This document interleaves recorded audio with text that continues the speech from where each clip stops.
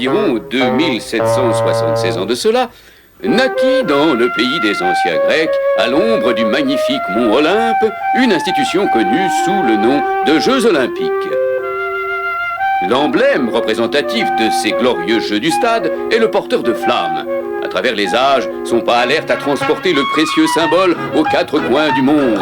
Dans la Rome antique, en Égypte, en Inde, en Chine, à travers les forêts et les déserts, par-dessus les montagnes et les océans, pour arriver jusqu'à nous. Le rituel olympique exige que cette flamme héroïque, jamais au grand jamais ne s'éteigne, mais continue de brûler en toutes circonstances telle une étoile, pour que sa lumière éternelle puisse guider tous les athlètes sur la voie du véritable esprit sportif et les écarter des pratiques déloyales. Elle leur donne du courage et leur rappelle à jamais tous ceux, forts et braves, qui au cours des siècles avaient pour mission, souvent au prix d'énormes sacrifices, de préserver ce précieux feu pour le transmettre à la postérité, afin que l'humanité tout entière soit éclairée par cette flamme qui ne s'éteint jamais. La première épreuve olympique était la course à pied. Nous allons donc brièvement passer en revue les différents styles de coureurs. D'abord, le sprinter. Remarquez la puissance et le rythme infernal du jeu de jambes et comparez-les avec la souple et nonchalante foulée du coureur du 1000 mètres. Faites maintenant la comparaison avec le marathonien, que ses pas mesurés et sans effort peuvent entraîner sur une distance époustouflante.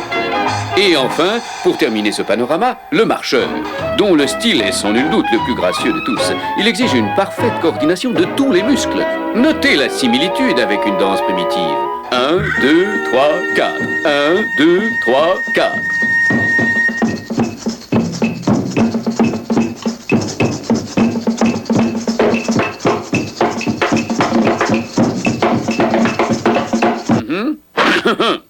Faites attention, vous êtes sorti de la piste. La piste. Ah, justement, nous y revenons pour la course la plus spectaculaire. La course de haies. À vos marques. Prêts? Partez. Il n'y a vraiment rien de comparable à la foulée aérienne du sauteur de haies. C'est la beauté du mouvement à l'état pur.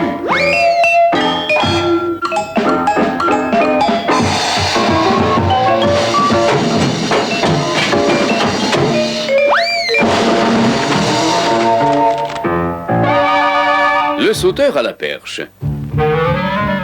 Après une course de quelques mètres, l'athlète plante sa perche dans le sol, prend son envol et tenez la pause. Pas question, une fois là-haut, d'avoir le vertige, bien sûr. Remarquez la position des jambes qui permet de garder l'équilibre. Observez le déhanchement et les subtiles torsions infligées aux jambes dans le but de passer de l'autre côté de la barre. De l'autre côté de la barre. Ça me rappelle un petit poème que me disait maman pour m'aider à m'endormir. Le soleil s'est couché, les étoiles viennent te saluer. Elles te tiendront la main pour t'accompagner de l'autre côté de la barrière des rêves jusqu'au petit matin, en attendant que le soleil se lève. C'est un joli poème, n'est-ce pas? Bon, à nous. Allez sauter. Dans cette position, le corps semble défier les lois de la gravité. Vous savez, Newton et sa pomme. Mais il finit par rejoindre l'aire de réception prévue à cet effet.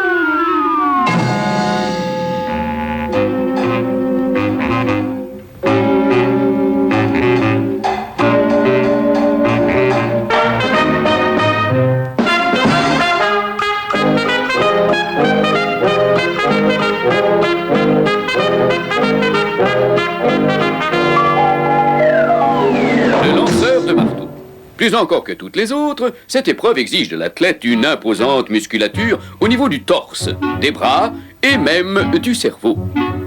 L'athlète doit faire tourner le marteau jusqu'à ce qu'il atteigne une vitesse impressionnante.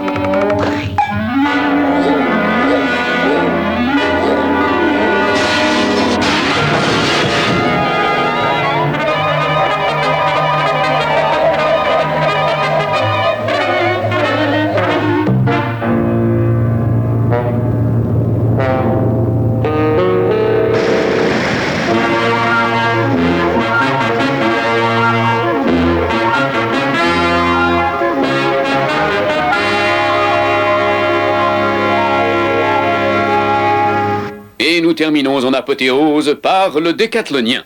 Cet athlète doit se soumettre à 10 épreuves différentes, disputées les unes à la suite des autres.